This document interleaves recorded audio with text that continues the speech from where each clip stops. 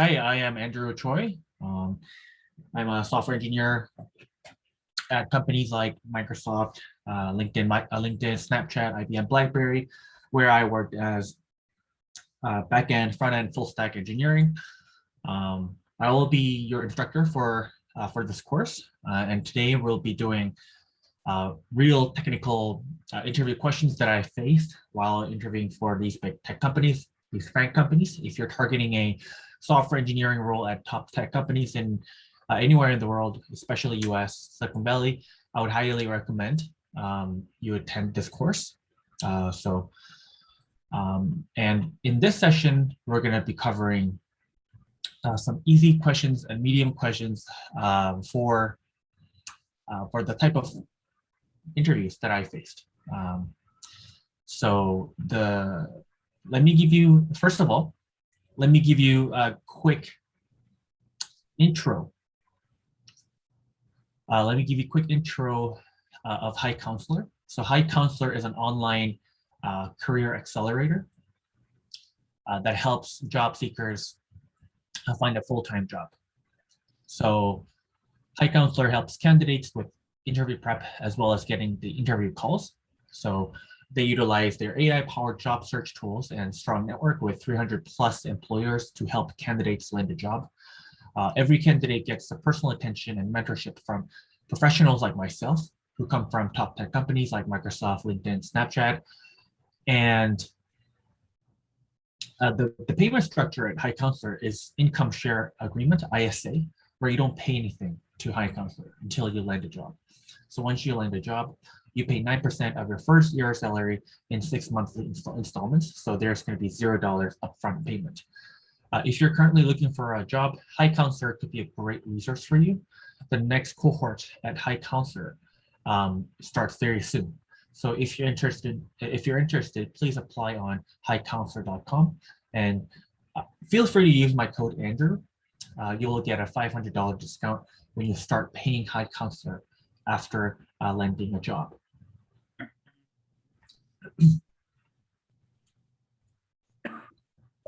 So let's get started.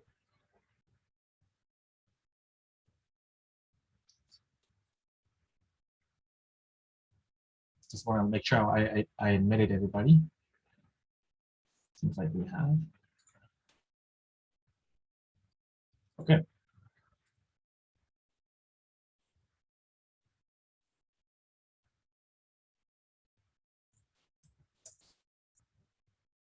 So for the first question, I want to go over some array question, especially a sorted array, where we do some search, and then we do some insert, and then we do a positioning. So the question is, given a sorted array of different integers, of distinct integers, and you're also given a target value. So you basically want to find the index if the target is found. Now, if the target is not found, you want to find the index where that would be if it were inserted in order.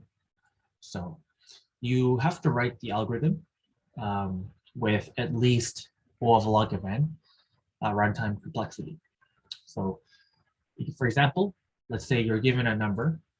Let's say you're given an array of numbers like 1, 3, 5, 6. And then let's say your target is equal to 7, right? Then what would the output be? The output is going to be 4, because if the target is not found, we want to find the index where it would be if it were inserted in the order. So we know that the index is going to be here in this area. So how about if the target was 5? We know it would be 2 because 5 is found in the second index. Okay, so we're starting off with an easy question, but there's many ways to solve this using different data structures. So I'm going to give you around a minute to just think about it and ruminate, because it's always better, just better than just deep diving into the solution. It's better to think about it first before solving. And make sure you, for my lecture, for my not my lecture, but for my lesson, always write down with the pen and paper instead of just like watching it or just like copying on your word. Because if you write with your hand, it's actually better for learning. And this is how I learned it with my technical interviews and how I got my jobs. So yeah, so the question is, given the sorted array of distinct integers and the target, you want to find index if the target is found. If not, where the index would be if it was inserted in order. Yeah, I'll give you a minute, around a minute.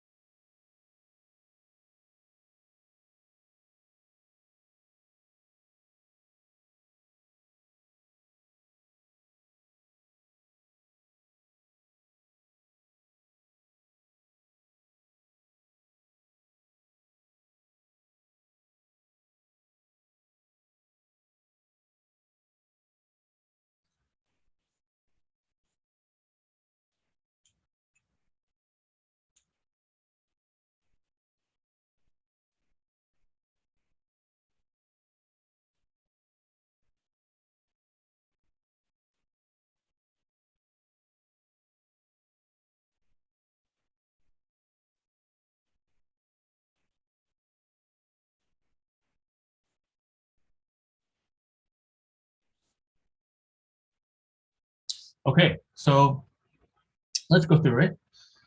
There are there are many solutions, and there are several approaches to this problem.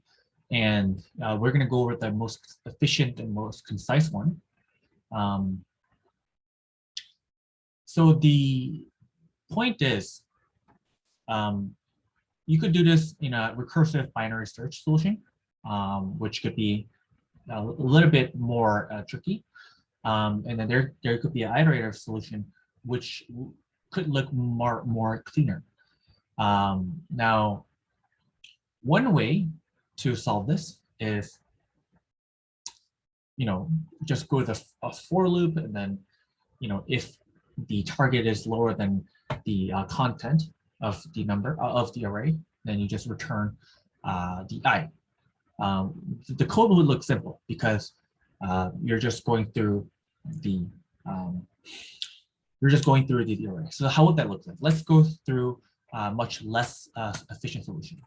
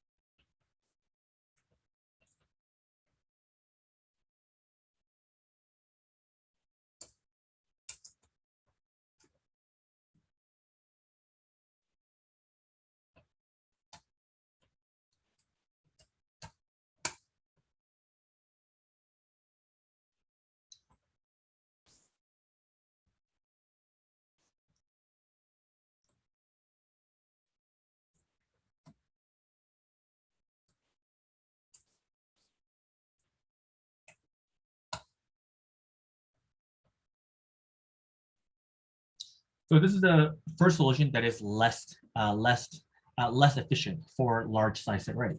So what we're doing is we're going from all the way from 0th index, which is we're going from all the way from 0 till the end. This is the index, and then if the target is less than or equal to the number, let's say it's equal to the number, right?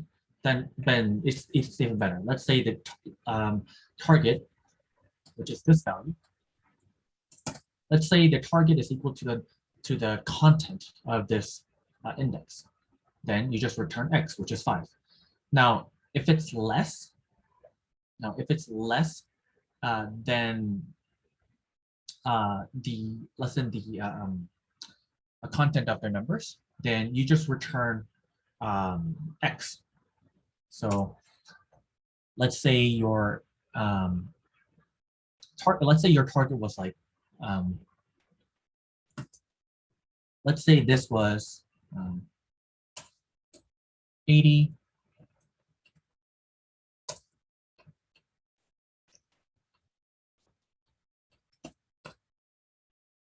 Right, and then your let's say your target was 79. Right, then it would land somewhere over here.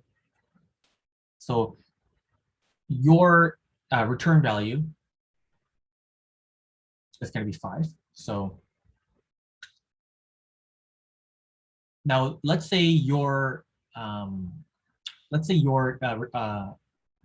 for loop is finished, then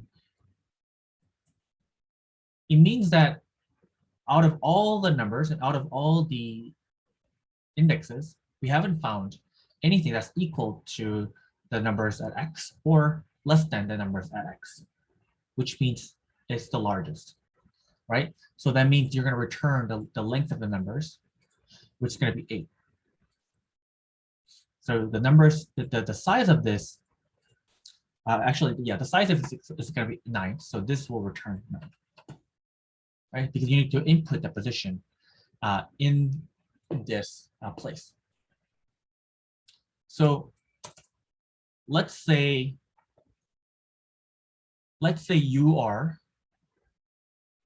you're trying to solve in a more efficient way.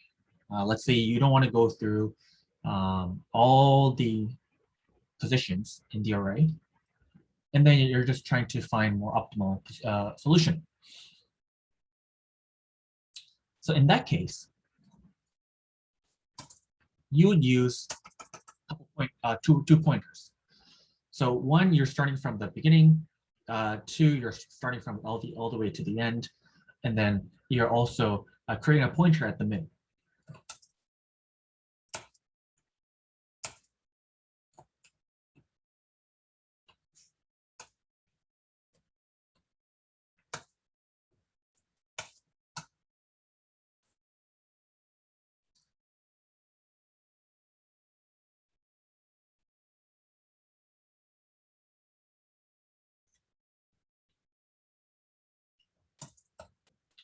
So here you're using the low rank and the lower pointer and the high pointer, and then you're essentially comparing it until you find the solution. So you have one low pointer, let's say 0, and then you also have high, which is going to be numbers dot length, which is going to be 9. But you have to subtract 1 because you're going from the 8th index. So 0 all the way to 8. But the numbers dot length is going to be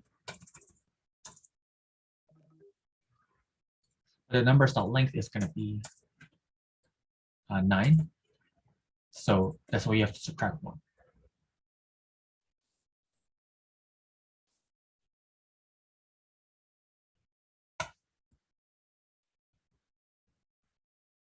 So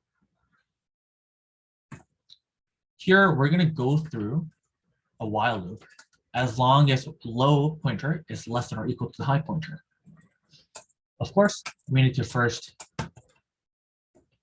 set a middle pointer, which is going to be high plus low, divided by 2. So this is going to give us what? 9. Oops. 8 plus 0 divided by 2. 4. And then if the target is equal to numbers at mid, so let's say, in the array, we locate the content at the mid index, and that is equal to the target. Great, we already found it. Then we just return that index.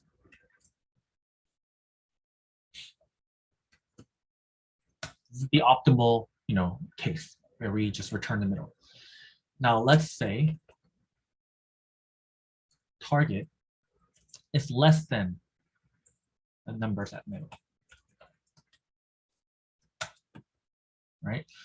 Then we need to update the high pointer.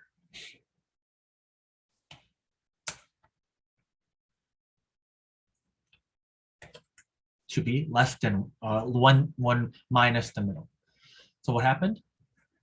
The high was at here, and low was at here, right? But then we updated high to be middle minus 1. Because we knew that target is less than the numbers at middle, which is this point. So we know it's going to be somewhere here. Okay, so what about the other case? What about the case where target is larger than numbers at the middle, numbers at middle index? Well then, on the contrary, where we upgraded the high value, we upgrade the low value. So we update the low value to be middle plus 1. Okay.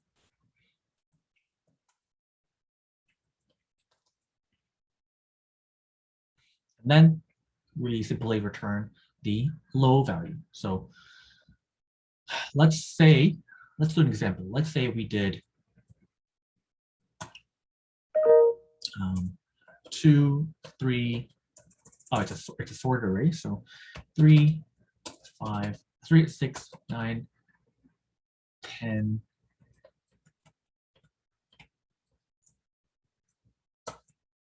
11, 14, 16, 30, 68, right? And then we're trying to find, let's say we're just trying to find the index for 11, right? Let's say we're trying to find 11, the index for 11. Then we know that the middle value is already corresponds to the target, which is 11. So we just return that index. Let's say the target is, let's say, lower than the middle number. Let's say the target is around 8. Okay. If it's 8, then we're going to update the high pointer. So low, high, right? So because the low is less than high, the while loop is still going on, and the middle is going to be updated to be 1.5, which is 1, right? So middle is now here. Now, since somebody's trying to enter the room.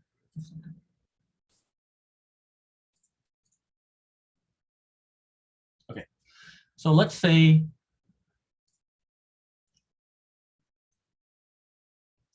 that now the middle has been upgraded. The target is not equal to the numbers at middle. Now, but we do know that the target is higher than the number at middle, because the number at middle is 6, but the target is 8. So we update the low to be middle plus 1.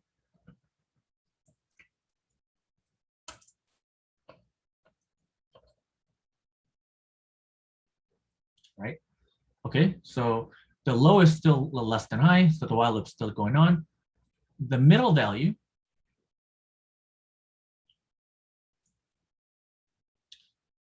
is upgraded to be around here. And the target is not equal to the number in the middle. And the target, which is 8,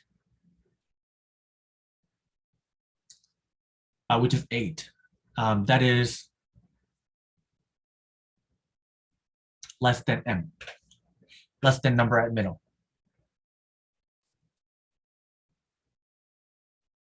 So we update the high. So as you can see, so we started all the way from left initially here, and then high all the way here, and then we decrease the range such that we can do a binary.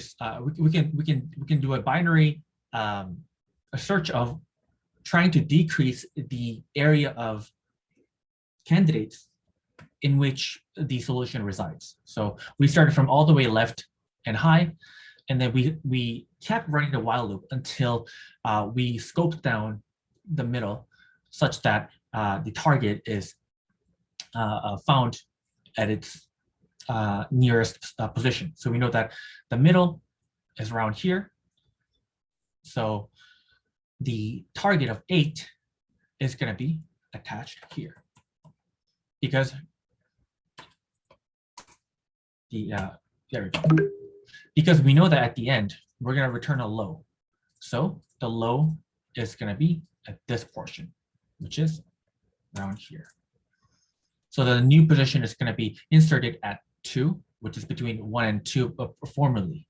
So 0, 1, and then 2. That's going to be our point of insertion. So the next solution, the next problem I want to go through is finding the. So we're going to give an array numbers. This time it's not going to be sorted. So given an integer array, let's say numbers, our goal is to return or find the contiguous subarray. So that means it should contain at least one number. And we want to find that contiguous subarray from that array of numbers. And that has the largest sum. And basically, you're given like array, right? Like this. Like this. Numbers of integers, right? So you want to find a subarray that's contiguous. So let's say from 3 to 8, or from 4 to 9, or from 9 to -4. You want to find the contiguous subarray that contains at least one number, which has the largest sum, right? And then you basically return the sum itself, which is the integer value, okay?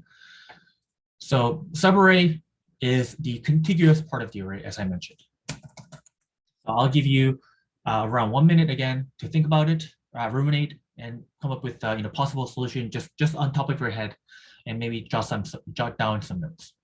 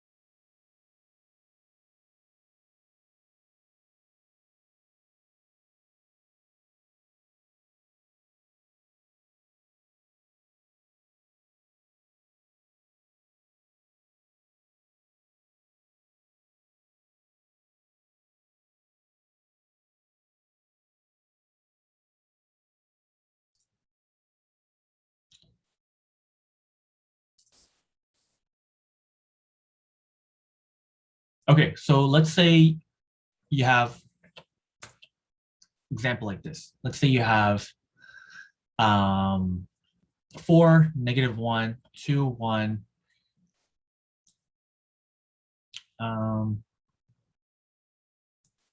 Oops. -5, 4. Hold on. Yeah, -3, 1, -4, 4,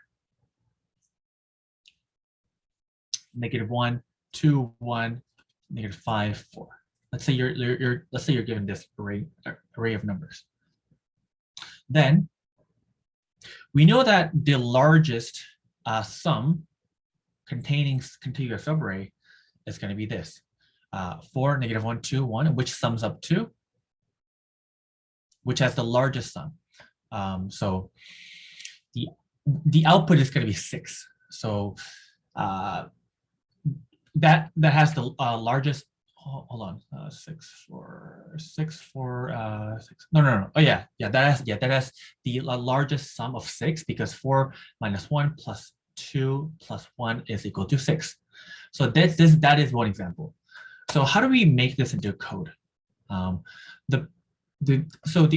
The algorithm is going to operate on the array. It starts at the left, which is the first, and then it's going to iterate and scan through to the right end, which is going to be number at n.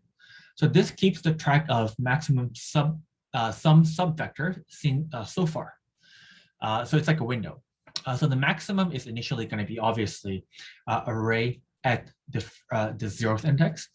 And suppose we've solved the problem for a at, let's say we've solved the problem for numbers at 1 all the way to I, that's I.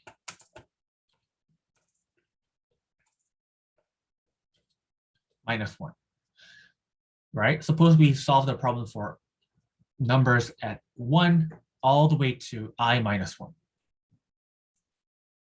How can we extend that to be numbers at 1 to I? So this is the problem we're trying to solve. Suppose we solve the problem for numbers at I all the way to, 1 all the way to I minus 1 to numbers at 1 to I. So the maximum sum in the first I elements is either the maximum sum in the first I minus 1 elements, or it's that of the subvector that ends in position I. So again, the maximum sum is going to be either is one of the it's going to be one of the two.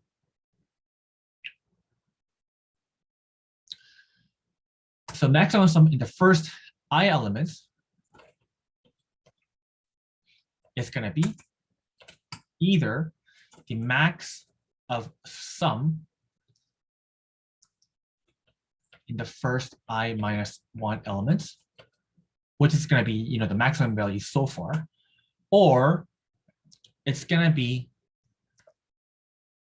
the maximum sum of a subvector that ends in position I.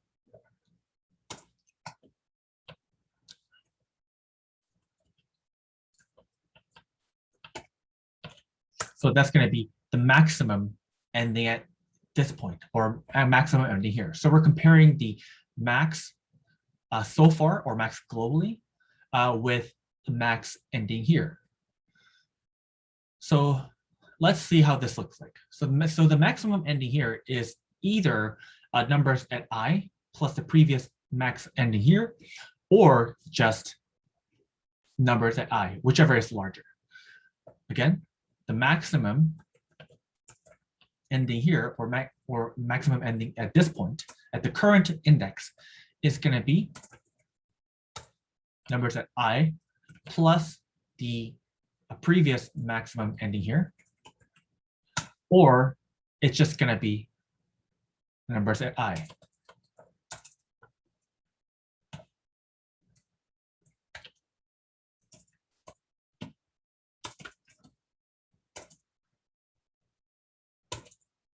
yeah, so it's going to be the current number, or going to be a, or it's going to be numbers at I plus the previous ending here. It's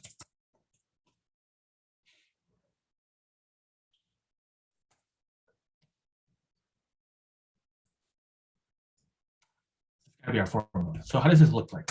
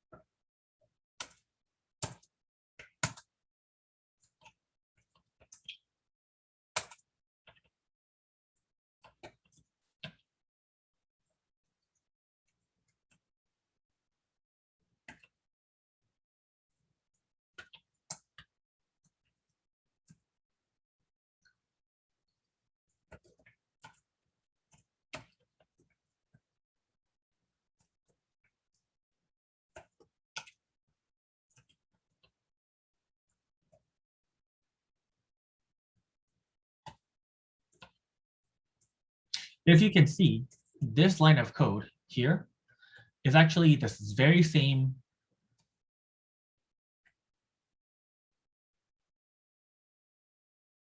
is the very same code I wrote here.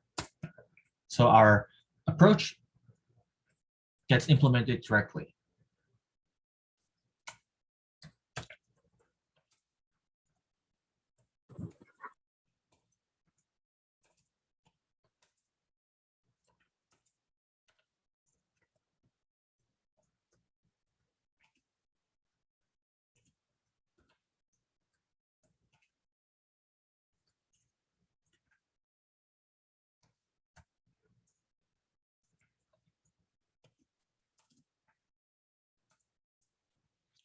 So just to review, every position in the numbers array, we're setting the maximum so far, which literally means like what's the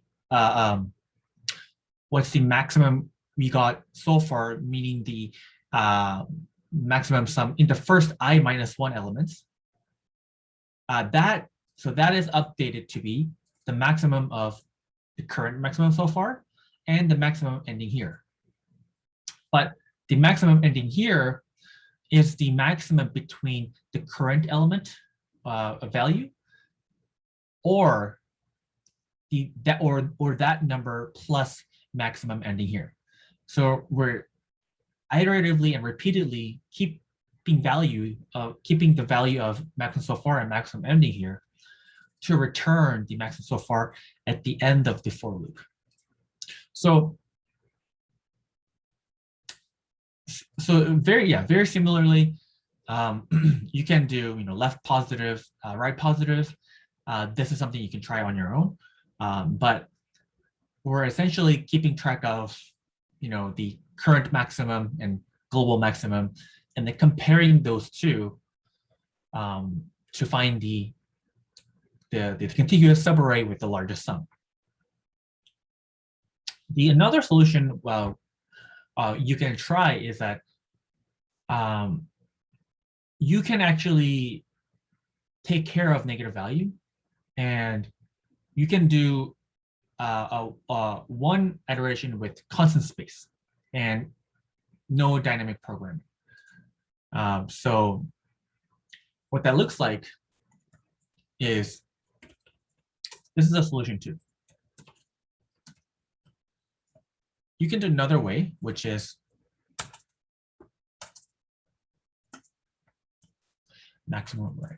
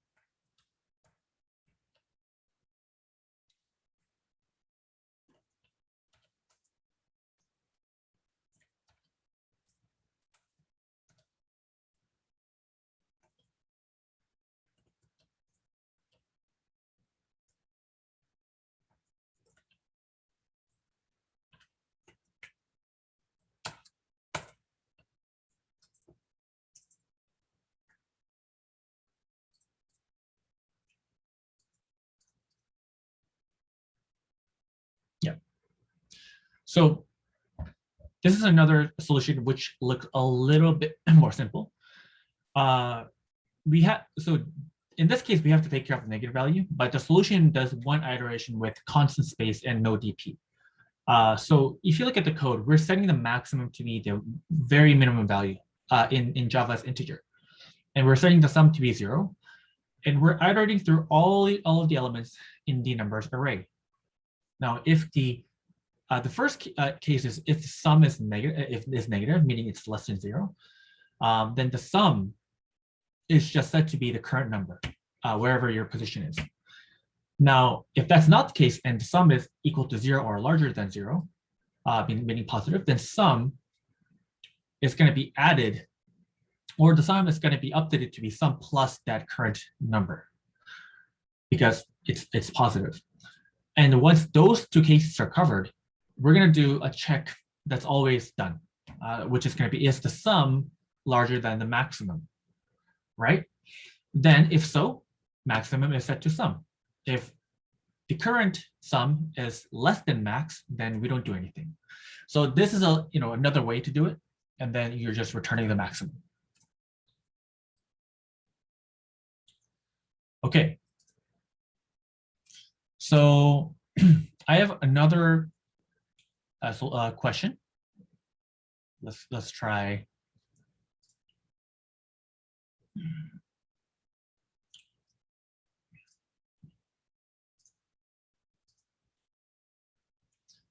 Okay.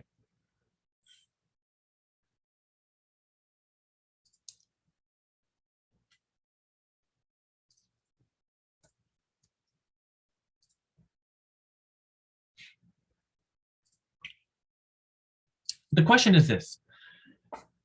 Let's say you have integer called x. You want to find the difference between the product of their digits and the sum of their digits. Okay. Let's say you have an example. Let's say your x is going to be 4421. The output is going to be what? 21, because the product of digits is 4 times 4 times 2 times 1, which is 32. And the sum of the digits is going to be 4421, which is going to be 11. So the result is going to be 21, because it's the difference.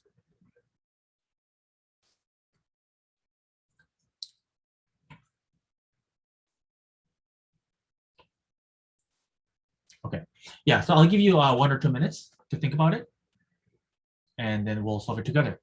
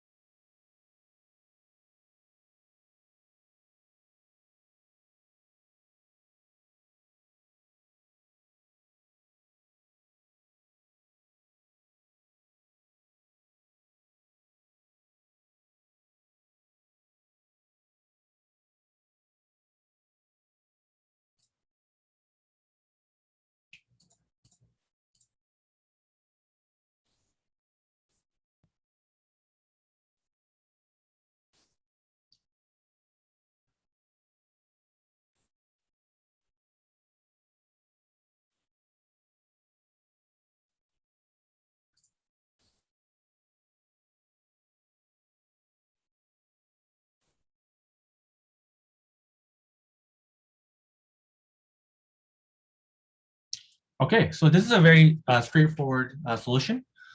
So the first way is do the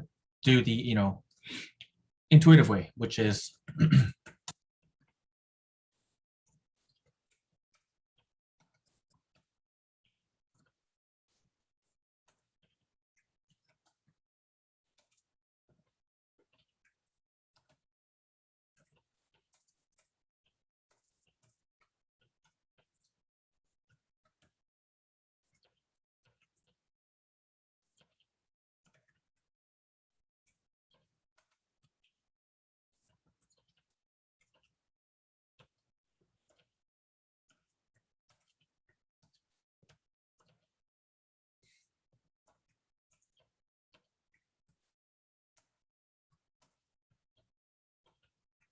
so you can see what I did, which is we say the sum to be the remainder of n divided by 10.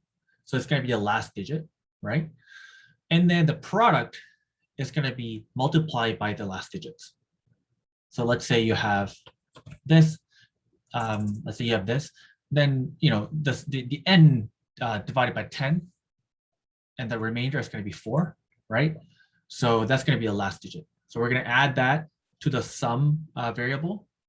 And then for the product, we're going to do the same thing. We're going to multiply that digit to the product variable. And then we update the n to be, obviously, 3209, because we subtracted by 10. And then we return the product minus sum. The other way is to do something like this.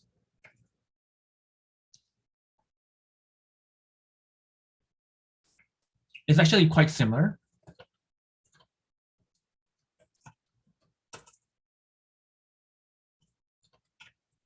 It's actually very similar. It's just one line of code difference.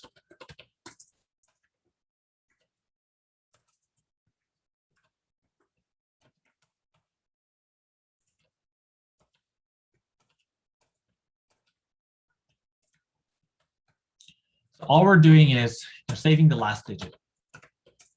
So as you know, modulo is going to return the remainder of whatever division operation you're going to do. So if you divide by 10, the remainder is going to be saved to the digit, right? And then the remainder is going to be the same. You just add that to the sum, and you just multiply the sum. And then you update the n to be the next number.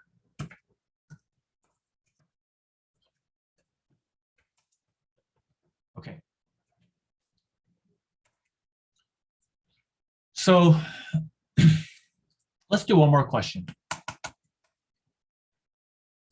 And this question is actually, I want to leave it up to you, and then I want to see how you solve it. I want to see how you sort of take this question and approach. So you're given an array called points. You're given an array called points, and points is array where like x, y is at I, so at I is the coordinate of ith point in a two-dimensional plane. Okay. So x at I and y at I is the coordinates of the ith point on a 2D plane. So multiple points can have the same coordinates. Okay, so you're also given an array, queries, where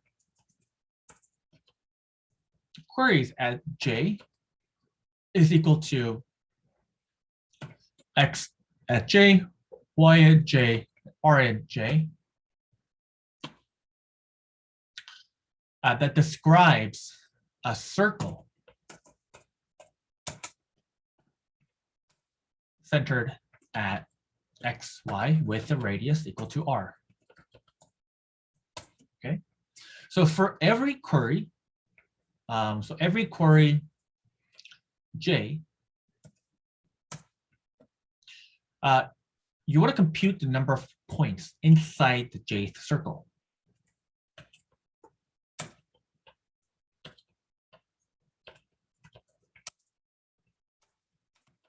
So you want to compute the number of points inside the jth circle. Points on the border of the circle is considered inside. So if it's on the borderline of the circle, that's going to be counted. So you want to return an array called, let's say, an array called result, where result at J is the answer to the jth query. So let's say, I'll give you an example. So let's say you have this.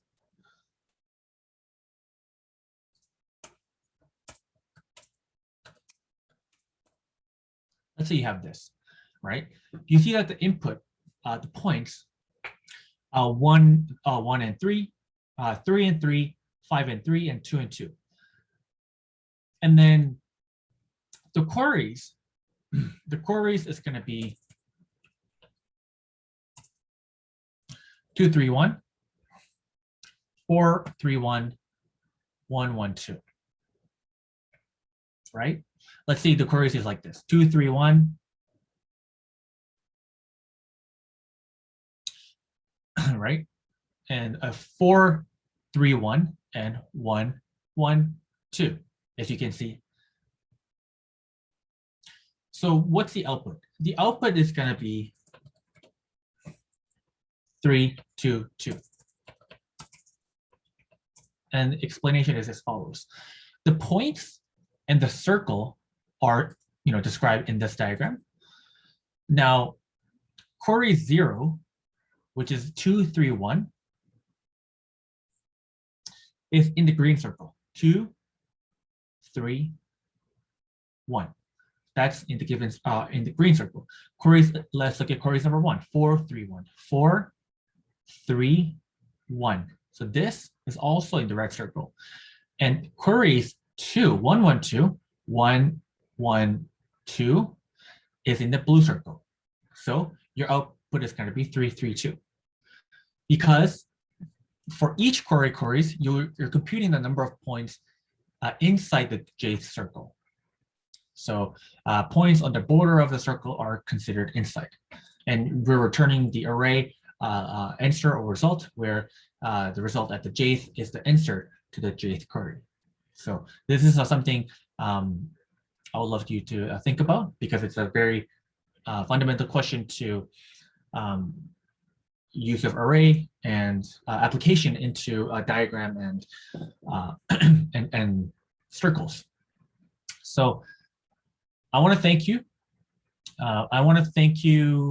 For your attention and participation. Again, if you need assistance with job search, including companies like Microsoft, Apple, Google, where I'll interview for and got offers from, HiCounselor could be a great resource for you. I want to help you. So the payment structure at HiCounselor is income share agreement, where you don't pay anything to the HiCounselor until you find a job. So once you land the job, that's when you pay a fraction. So there's going to be zero upfront cost or payment. The next cohort at HiCounselor starts very soon. So if you're interested, please apply on HiCounselor.com. Feel free to use my code Andrew, ANDREW, and you'll get a $500 discount when you start paying a HiCounselor after landing the job. So I'm going to see you at the next session, and thank you so much.